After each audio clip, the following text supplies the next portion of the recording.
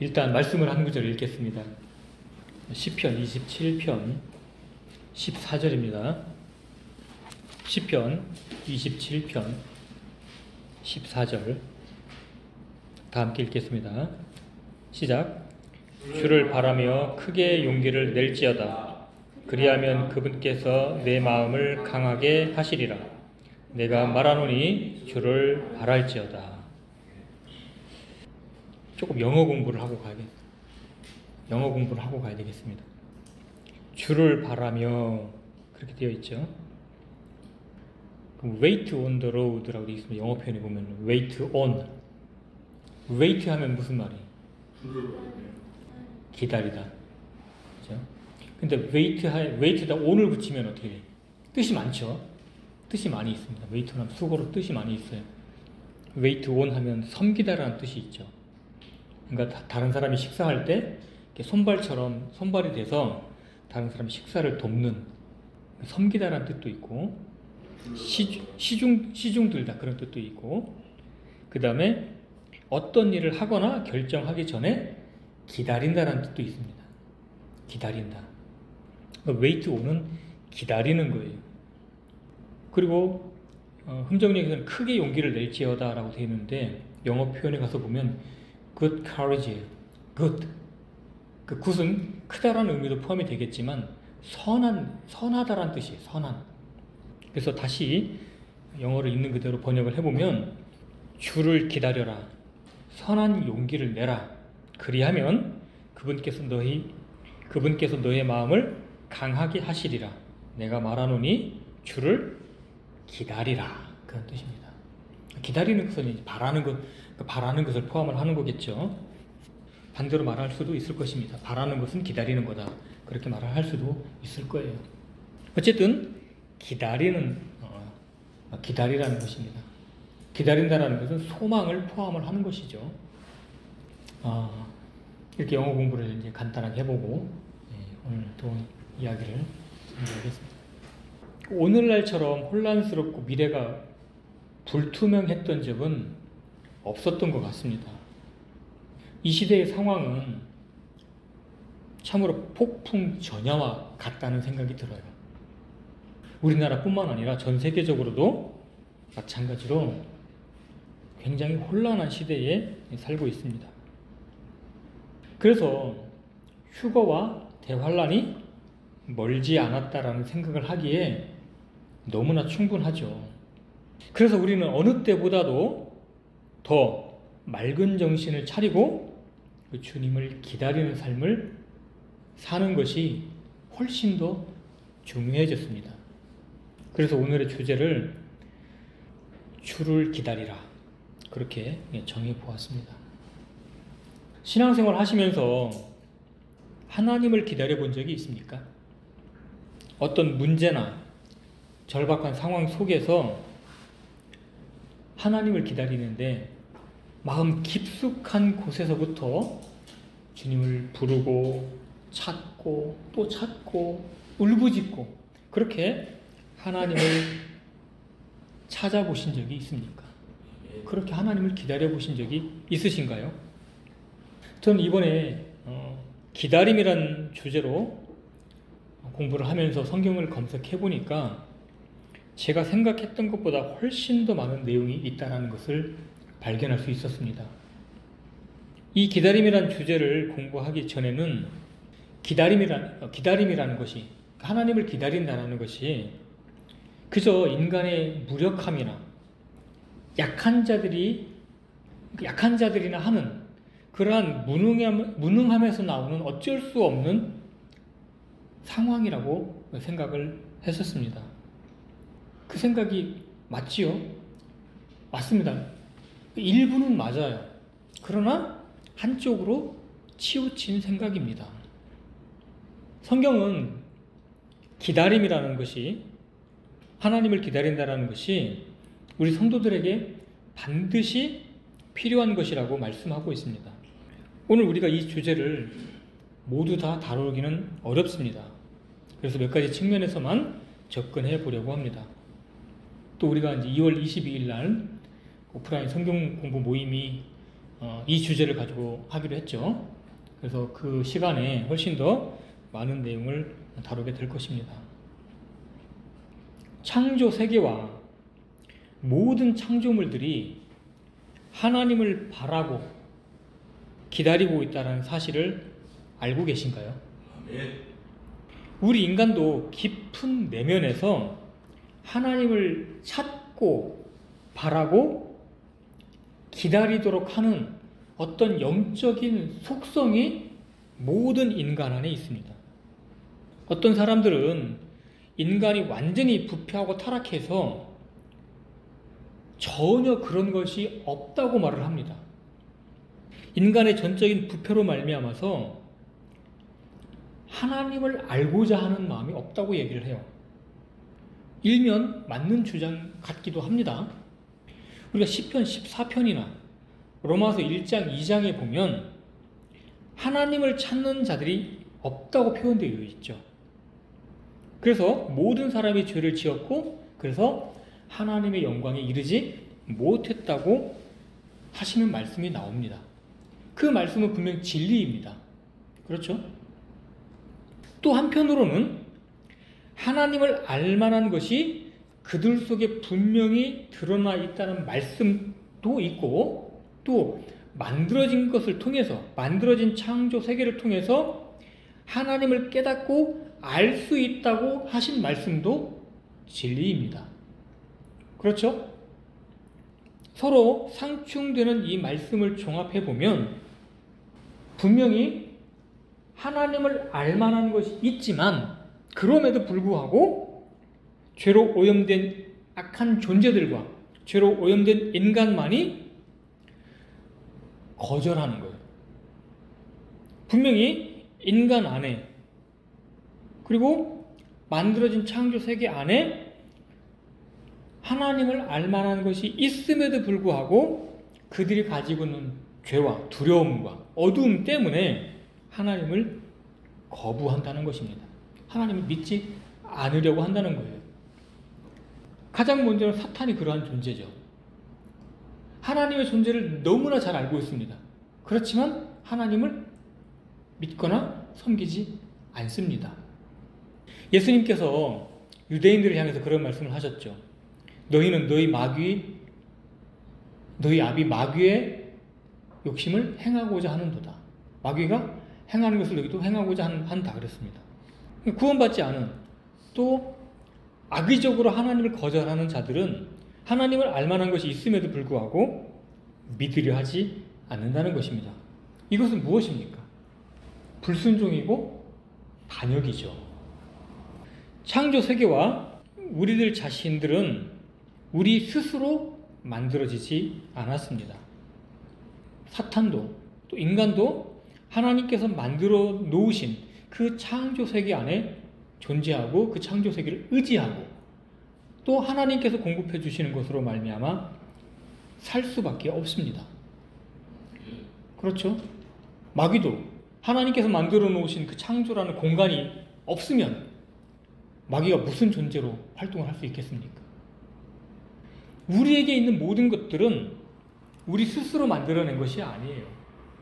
원천은 그렇단 말입니다. 모든 것의 원천은 하나님께서 준비해 놓으신 것으로부터 나오는 것이지요. 이와 마찬가지로 우리의 구원 역시 우리 인간 스스로에게서 나올 수 있는 것이 아닙니다. 구원은 오직 하나님에게서만 나옵니다.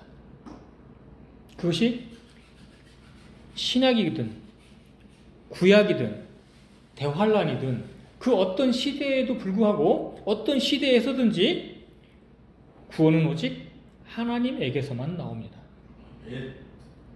이사야서 43장 11절에 나 곧 나는 주니라 나 외에 구원자가 없느니라. 오직 하나님만이 유일하신 창조자이신 것처럼 오직 하나님만이 유일하신 구원자이십니다. 시편 여러 구절에도 이러한 내용들이 나오죠. 몇 구절 찾아보겠습니다. 시편 62편 1절 제가 읽겠습니다. 진실로 내 혼이 하나님을 바라나니 나의 구원이 그분에게서 나오는도다. 오직 그분만이 나의 반석이시요 나의 구원이시요 나의 방백이시니 내가 크게 흔들리지 아니하리로다. 날마다 우리에게 은택을 더하시는 주 곧 우리의 구원의 하나님을 찬송하리로다. 죄송합니다. 그거는 시편 68편 19절입니다. 조금 넘겨서 시편 68편 19절. 날마다 우리에게 은택을 더하시는 주 곧 우리의 구원의 하나님을 찬송하리로다. 셀라. 20절. 우리 하나님이신 그분은 구원의 하나님이시니 사망에서 벗어나는 것은 하나님 곧 주께 속하였도다. 또 시편 109편 26절에 오 주 나의 하나님이여 나를 도우소서. 오 주의 긍휼에 따라 나를 구원하소서. 이처럼 구약성경 여러 곳에서 구원의 하나님을 찬양하고 있습니다. 우리뿐만 아니라 신약 성도들뿐만 아니라 구약 성도들은 자신들의 존재와 그들의 구원이 하나님께 달려 있음을 고백하고 하나님을 믿고 기다렸습니다. 어떤 분들은 구약 성도는 믿음과 행위로 구원을 받는다고 주장을 하기도 합니다. 일면 맞는 부분이 없지 않아 있습니다. 그러나 하나님의 은혜 없이는 구원을 받을 수 있는 존재는 단 한 사람도 없다고 저는 단언합니다. 믿음이 얼만큼 있으면 구원을 받고 행위가 얼만큼 있으면 구원을 받을 수 있습니까? 하나님의 은혜를 빼고서 설명할 수 있습니까? 결코 그럴 수 없습니다. 이처럼 구약 성도들은 하나님을 기다리는 삶을 살았어요. 그런데 우리의 삶 속에서 그러면 구약 성도들은 그렇게 했는데 그러면 우리의 삶 속에서 하나님을 기다리는 것에 얼마나 비중 있게 생각을 하고 있었는가 한번 우리 자신을 돌아볼 필요가 있다는 것입니다. 여러분들은 하나님을 기다리는 것뿐만 아니라 사람을 기다려본 적도 있을 겁니다. 어떠한 일이 해결되기를 기다린 적도 있겠지요. 저는 이 기다림이라는 주제를 생각을 할 때 제가 아주 어렸을 때 어머니를 자주 기다렸던 것이 떠오릅니다. 어머니께서 밭에 일하러 가셨다가 저녁 무렵에 오시면 커다란 호박잎에 싱그러운 산딸기를 예쁘게 싸가지고 오시곤 하셨어요. 그때 먹었던 산딸기 맛을 지금도 잊을 수가 없습니다. 참 맛있게 먹었던 것 같습니다. 그뿐만이 아니라 철을 따라 맺는 자두, 탐스럽게 생긴 복숭아, 토마토 등등 철을 따라 맺는 과일들을 밭 주변에서 이렇게 따가지고 오셨습니다. 그런데 그것을 따가지고 오시는 어머니의 모습을 보면 어떻습니까? 어머니는 지쳐있고 피곤에 쩔어 있습니다. 그러나 그것을 고이 예쁘게 싸서 오는 것은 자식을 사랑하는 마음 때문에 그런 것이죠. 저는 어머니를 기다리는 것을 통해서 무엇을 알게 됩니까? 어머니의 헌신과 사랑을 알게 됩니다. 저희 어머니는 26년생이십니다. 6.25를 겪으셨고 또 그 시절에는 여자는 배우면 안 된다고 해서 학교도 가지 못했습니다. 그래서 배우지 못했죠. 겨우 한글을 읽을 수 있을 정도만 그렇게 공부를 하셨습니다. 그리고 매우 가난하셨습니다. 온갖 일을 항상 하셨기 때문에 손은 두꺼비 손처럼 또 수세미처럼 거칠고 딱딱했습니다. 손 어느 곳도 부드러운 곳이 없었어요. 손등이든 손바닥이든. 요즘은 너무나 흔한 로션이나 크림 같은 것도 사용해 본 적이 없을 정도로 그렇게 가난하셨습니다. 그런데 자신의 필요보다는 자식의 필요에 더 마음을 쓰셨고 물질을 쓰셨죠. 우리가 어머니를 기다리는 것과 하나님을 기다리는 것을 비교할 수는 없습니다만 여러 가지 생각해 볼 면들은 있죠. 우리가 무엇을 기다리거나 누구를 기다리는 것을 통해서 우리는 많은 것들을 생각할 수 있습니다. 그리고 그 기다리는 것을 통해서 우리는 무엇인가를 예비하고 준비할 수 있게 만들어지는 것입니다. 또 어머니는 이제 시골에 사셨기 때문에 5일장, 7일장 이렇게 장날에 자주 나가셨죠. 장날에 가시면 이제 많이 기다리죠. 왜 기다립니까? 갔다 오시면 뭐라도 하나씩 생기니까. 그래서 특히 장날에 이제 갔다 오시면 무척 이제 언제 오시나 기다립니다. 이제 새로운 고무신 하나 얻을 수도 있고요. 또 모처럼 새 옷을 사다 주실 수도 있습니다. 때로는 또 고기도 한 근 끊어오실 때도 있고요. 또 생선이나 명태 뭐 이런 것들을 가끔씩 사오실 때도 있습니다.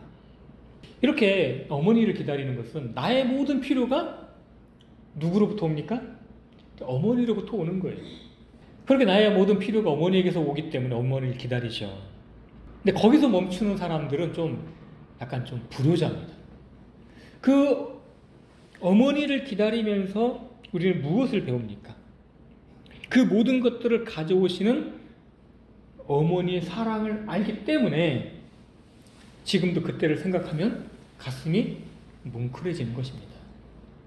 그렇게 힘들게 고생하시면서 멀리 장애까지 다녀오실 어머니를 생각하면 내 편에서 여러 가지 생각할 점들이 있지요.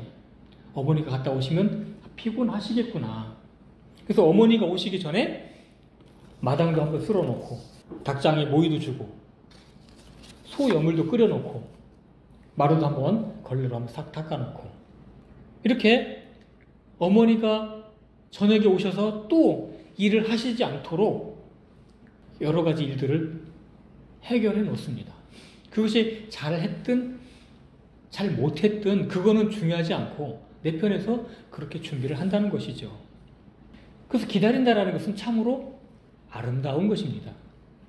우리가 하나님을 기다린다는 것은 우리가 받은 구원이 무엇인지 체험할 수 있는 방법 중 하나이기도 합니다. 우리가 받은 구원이 무엇인지 구원을 통해 우리가 하나님과 어떠한 관계에 있는지 알아가는 과정이 기다림 속에 있다는 것입니다. 하나님께서 이루어 가시는 영원한 왕국과 구속 사역의 관점에서 우리가 진정으로 돌아가야 할 위치가 있다면 그것은 우리가 하나님을 끊임없이 의존하며 기다리는 자리입니다. 구약 성도들이 그러했듯이 신약 성도들 역시 하나님을 기다리는 것은 필수적입니다. 그리고 우리가 하나님을 기다릴 때 우리를 가장 복된 위치로 만들어 놓습니다.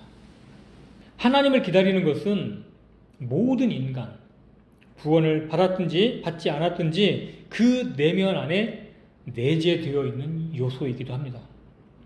그리고 하나님께서도 구원을 받지 않았던, 구원을 받았던 또 모든 창조물에 대해서도 하나님은 역시 기다리고 계신다는 것입니다. 사람들은 생각합니다. 기다림은 인간의 몫이다라고 생각을 합니다. 그러나 결코 그렇지 않습니다. 하나님도 우리를 향해서, 구원받지 않은 사람들을 향해서 기다리고 계신다는 것입니다.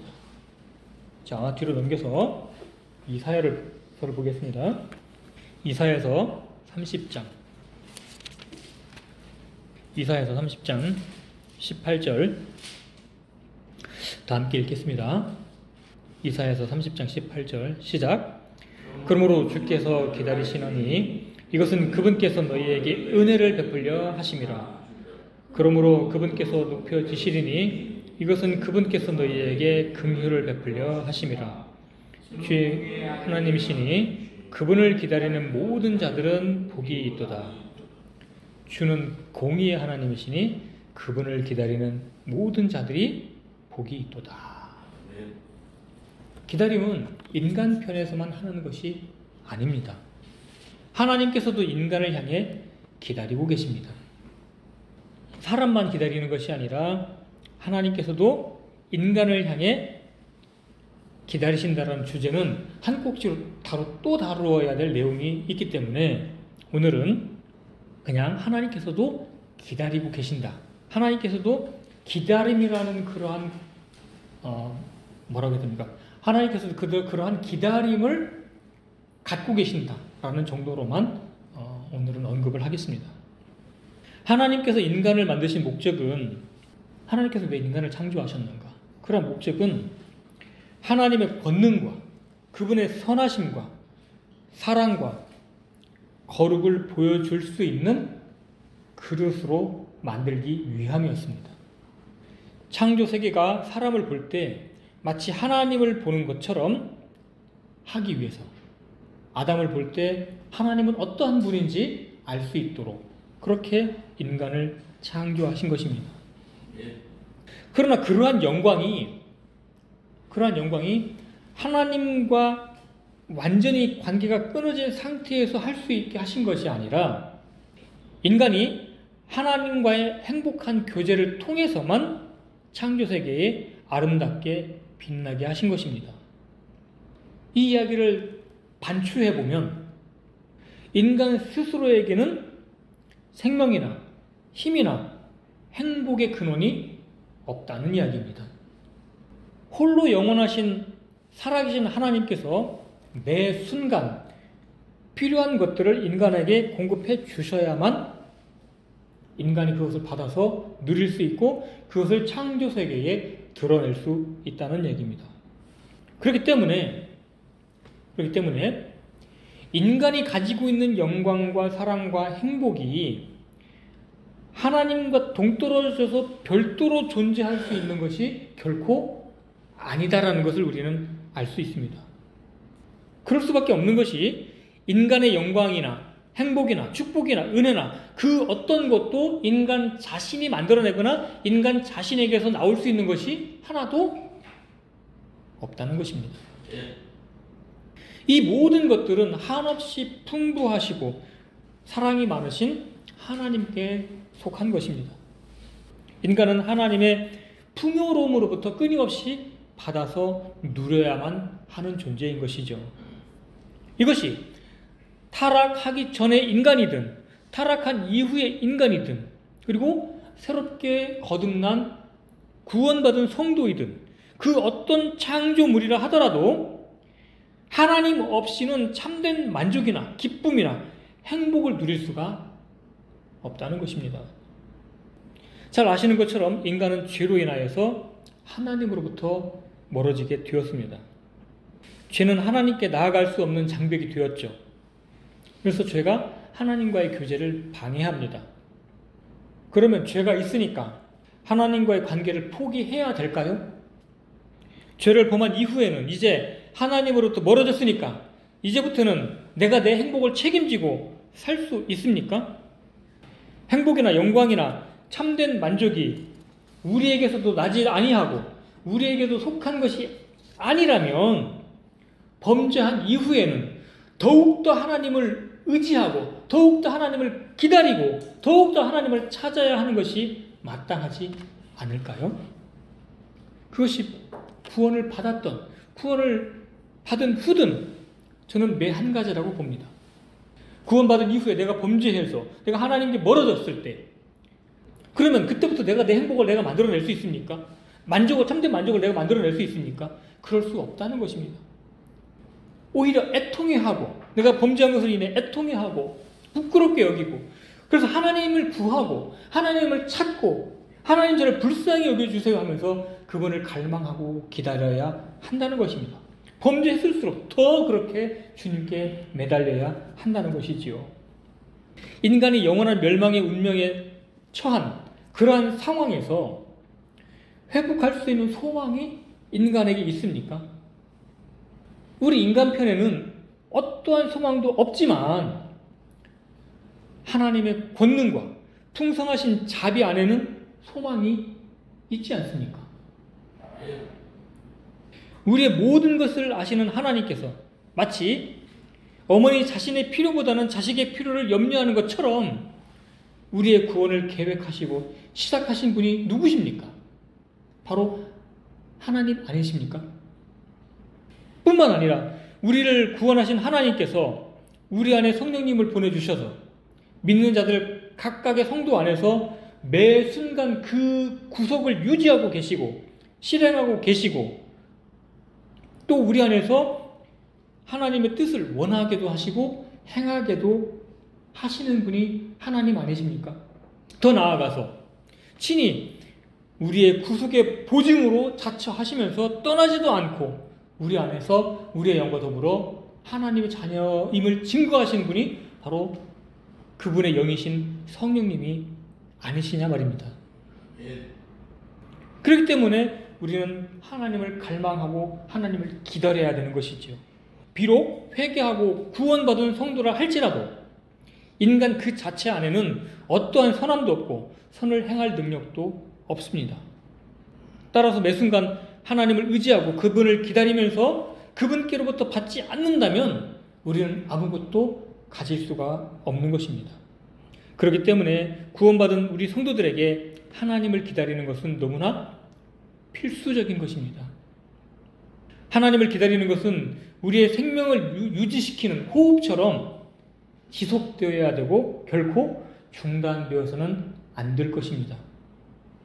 우리가 이러한 기다림의 절실한 필요성을 느끼지 못하기 때문에 어쩌면 우리가 구원의 능력을 상실한 채 살아가고 있을지도 모르겠습니다. 우리가 앞에서 읽었던 시편 말씀을 다시 한번 생각해 보십시오. 주를 기다리라. 선한 용기를 내라.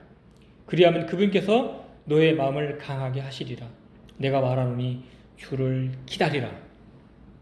성도의 삶은 주를 기다리는 것에서 시작해서 주를 기다리는 것으로 끝나는 것입니다.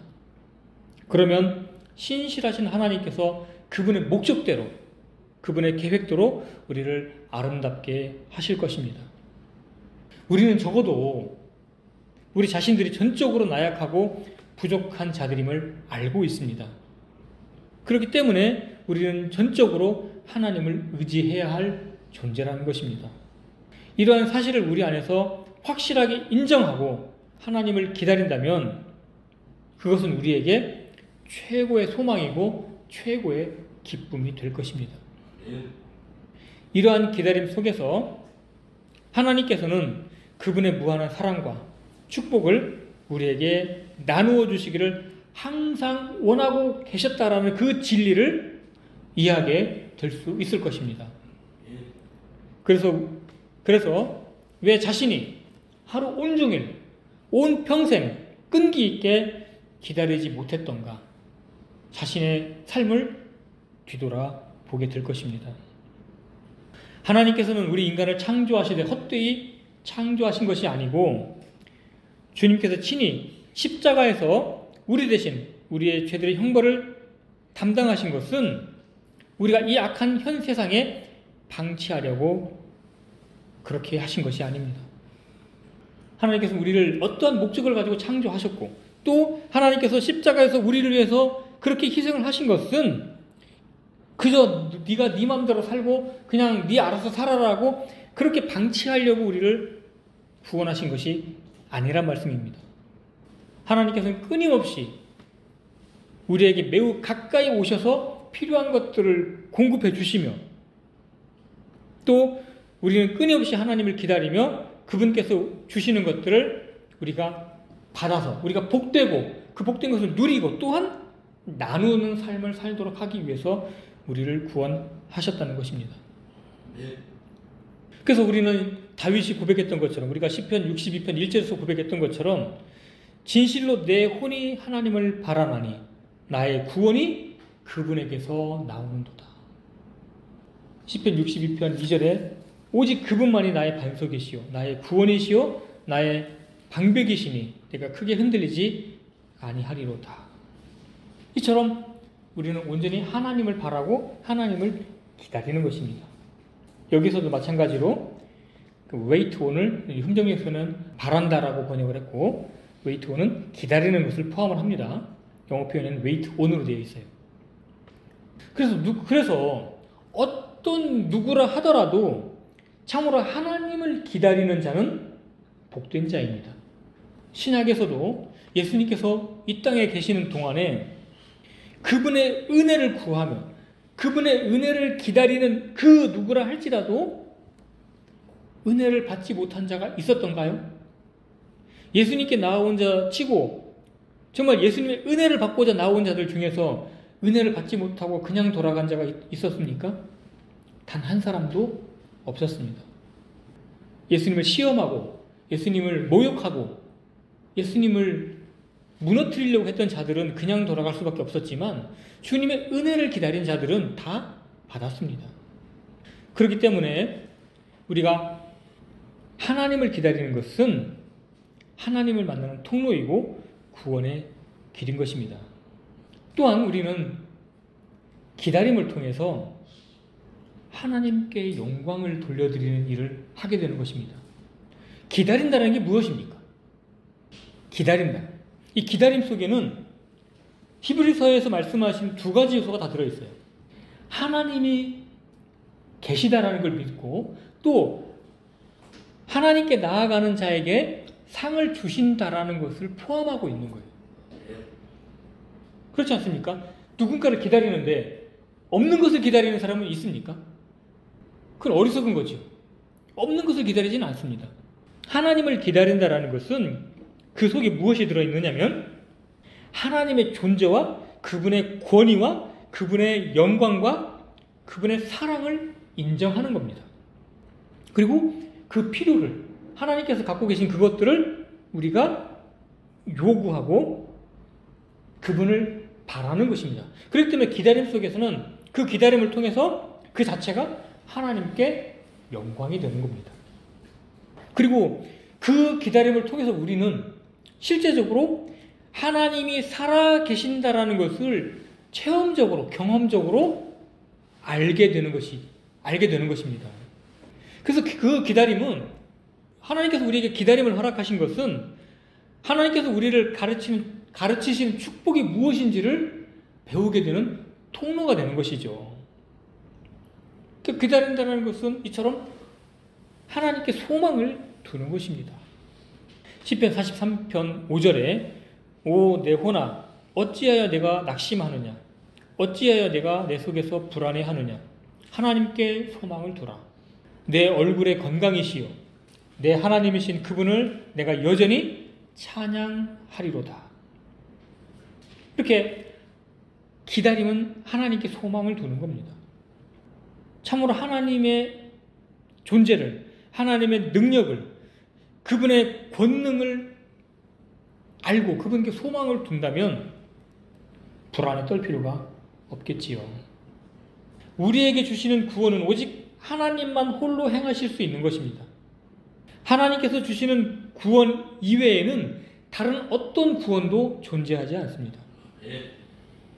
단순히 우리의 지적인 동의나 머리로 인정하는 것이 아니라 실제적이고 우리의 모든 경험에서 하나님을 기다리는 것이 우리의 가장 큰 의무이자 축복이라는 것을 우리는 확실히 알아야 됩니다. 오늘날 성경 지식이나 교리나 이러한 정보들이 넘쳐나는 시대에 살고 있습니다. 그럼에도 불구하고 성도들의 마음은 메말라 있고 은혜의 힘이 사라져가고 있습니다.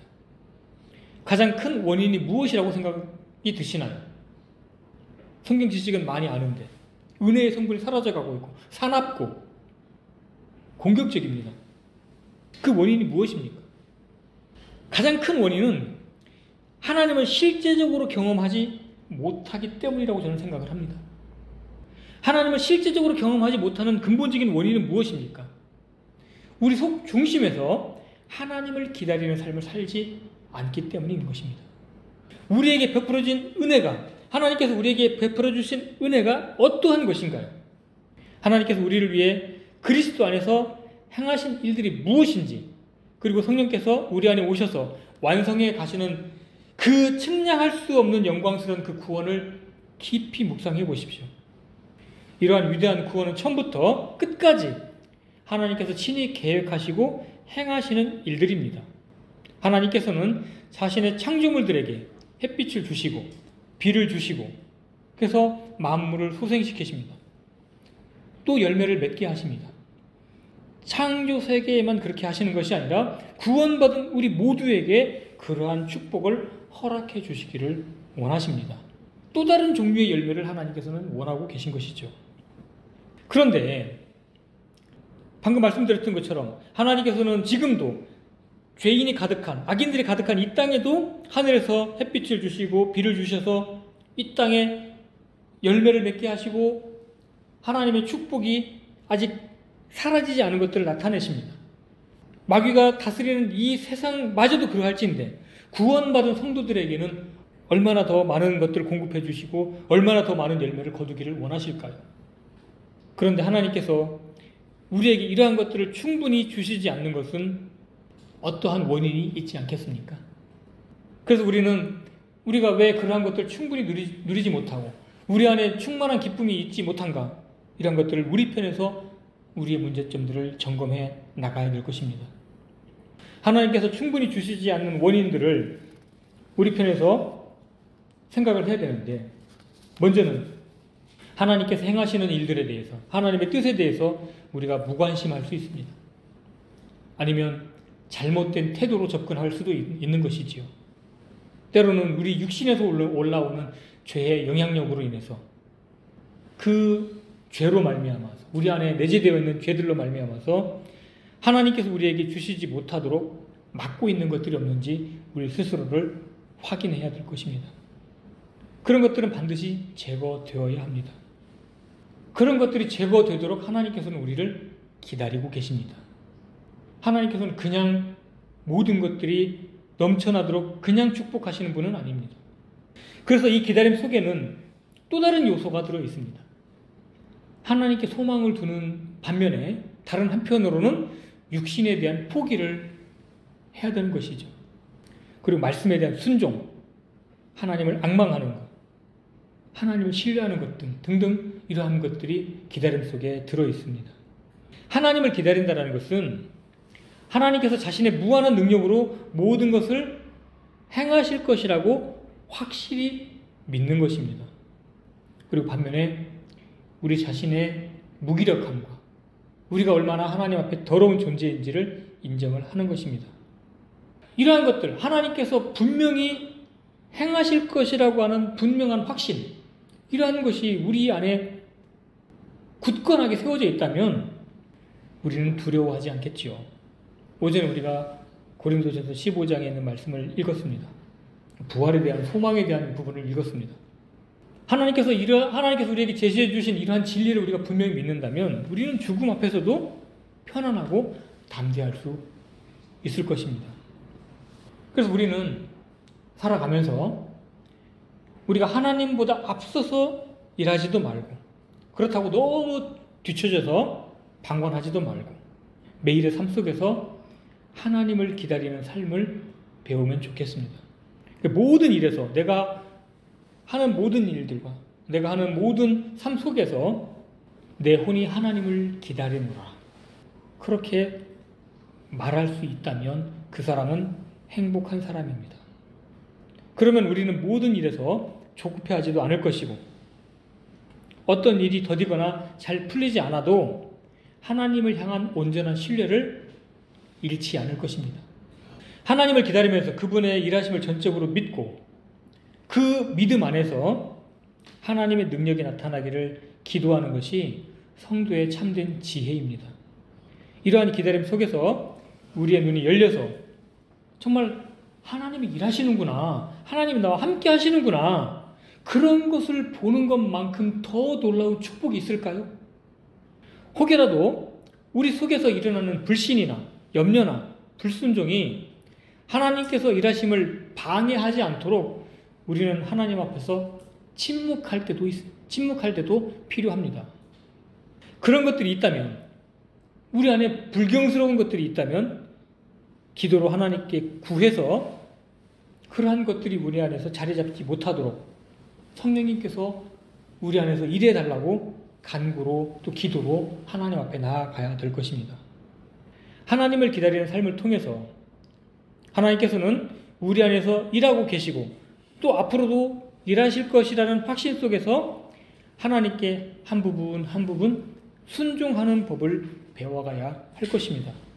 어떤 선교회에서는 자신들이 불경한 죄를 범하거나 나태하거나 여전히 회개하지도 않은 상태에서도 하나님께서 자신들을 위해서 일하신다라고 말을 합니다. 그러나 그러한 태도는 매우 잘못된 것입니다. 그러면 하나님께서 죄의 사역자입니까? 하나님께서 죄의 일꾼이십니까? 하나님은 결코 그렇게 일하시는 분이 아닙니다. 하나님께서 이렇게 우리에게 기다림을 허락하시는 것은 그러한 기다림을 통해서 무언가를 또 배우게 하시기 위함입니다. 가장 중요한 부분은 우리가 하나님을 만나기에 부끄럽지 않도록 정결하게 하는 목적이 들어있는 것입니다. 우리가 하나님을 기다리는 동안 하나님은 우리가 준비되도록 기다리고 계신 것이지요. 또 한 부분만 더 말씀드리고 마치겠습니다.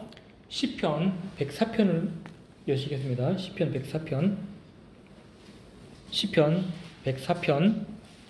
27절로 31절입니다. 시편 104편 27절로 31절 다 함께 읽겠습니다. 시작. 이것들이 다 주께서 적당한 때에 자기들에게 먹을 것을 주시도록 주를 바라나이다. 주께서 그것들에게 주시면 그것들이 모이고 주께서 주의 손을 여시면 그것들이 좋은 것으로 채워지며 주께서 주의 얼굴을 숨기시면 그것들이 소동하고 주께서 그것들의 숨을 거두어 가시면 그것들이 죽어 자기들의 먼지로 돌아가나이다. 주께서 주의 영을 보내심에 그것들이 창조되었사온즉 주께서 지면을 새롭게 하시나이다. 주의 영광은 영원히 지속되리니 주께서 친히 행하시는 일들을 기뻐하시리로다. 시편 104편은 숲의 새들과 짐승들과 젊은 사자들, 또 일하는 사람들, 바다에 있는 것들 등등 이 모든 것들이 주님과의 어떠한 관계에 있는지를 보여주고 있습니다. 이 모든 것들은 주님을 기다리는 상태입니다. wait on. 주님을 기다리고 주님을 바라고 주님을 의지하는 관계에 있습니다. 이처럼 창조세계 안에 있는 모든 것들은 하나도 빠짐없이 모두 주님을 의지하고 있습니다. 즉, 이 창조세계는 하나님을 기다리며 하나님께 소망을 두고 그렇게 하나님께 뿌리를 내리고 있다라는 불변하는 진리가 작동하고 있습니다. 이 지구뿐만 아니라 온 우주가 하나님을 의지하고 하나님을 바라고 있는 상태라는 것이죠. 그렇기 때문에 하나님을 기다리는 것, 하나님을 의지하는 것, 이것은 인간의 존재 방식의 가장 근원적인 요소입니다. 인간이 존재할 수 있는 가장 근원적인 뿌리예요. 하나님을 기다린다는 것, 하나님을 의지한다는 것은 인간의 존재 방식의 근원이에요. 이처럼 하나님과 인간은 뗄래야 뗄 수 없는 필수 불가결한 관계 속에 있다는 것입니다. 서두에 말씀드렸던 것처럼 하나님은 인간을 통해서 하나님 자신의 선하심과 그분의 능력과 지혜와 거룩과 사랑을 나타내시려고 인간을 창조하셨고 생명을 주셨습니다. 인간에게 하나님 자신의 어떠함을 나타내시려고 영원한 생명을 주시되 죽기까지 대신 죄를 짊어지시고 우리의 모든 형벌을 갚아주셨습니다. 반면에 인간의 자리는 하나님을 기다리는 것이며 오직 하나님만이 주실 수 있는 것을 하나님에게서 받아서 나타내며 누리는 것입니다. 이것이 인간의 자리예요. 하나님께서 우리에게 명령하신 이 기다려라, 기다림이라는 것은 그냥 단순히 맹목적으로 명령하신 것이 아니라 우리가 복을 받아서 누리며 그렇게 하나님을 경험하고 실제적으로 하나님을 누리는 것이 무엇인지를 가르치기 위해서 이러한 명령을 주셨다는 것입니다. 그러므로 하나님을 온전히 신뢰하고 기다리는 것은 인간이 가질 수 있는 최고의 숭고한 상태입니다. 최고의 아름다운 자리입니다. 하나님께 의존할 수밖에 없는 인간의 자리가 인간의 참된 자리이고 가장 위대한 자리입니다. 이러한 이치를 깨닫게 되면 예수님께서 요한복음 15장에서 말씀하셨던 것, 그 말씀, 너희가 나를 떠나서는 아무것도 할 수 없느니라. 이 말씀을 참으로 이해할 수 있게 될 것입니다. 어떤 분들은 주님이 빨리 안 오신다고 볼멘 소리를 합니다. 그러나 하나님께서 지금 우리에게 허락하신 위치는 하나님을 기다리는 것입니다. 그리고 그것은 인간이 누릴 수 있는 최대의 행복입니다. 기다림 속에는 하나님을 향한 절대적 신뢰가 들어 있습니다. 구원받은 성도가 하나님을 향한 절대적 신뢰를 갖는 것보다 더 큰 행복이 있습니까? 우리가 살아가는 삶 속에서 내가 하나님을 온전히 신뢰한다. 그 믿음을 갖는 것보다 더 행복한 게 있어요? 저는 없다고 생각이 듭니다. 하나님을 기다리는 것, 하나님께 온전한 신뢰를 갖는 것은 이 땅에서나 하늘에서나 그 어느 곳이든지 간에 피조물이 할 수 있는 가장 아름다운 믿음인 것입니다. 그리고 그것은 모든 복을 주시는 하나님과 그 모든 은혜를 받아 누리는 우리와의 관계를 가장 포괄적으로, 가장 넓게, 가장 보편적으로 설명하는 관계입니다. 우리는 지금 주님이 오시기에 임박한 시대에 살고 있습니다. 어쩌면 올 한 해 주님이 오실 수도 있습니다.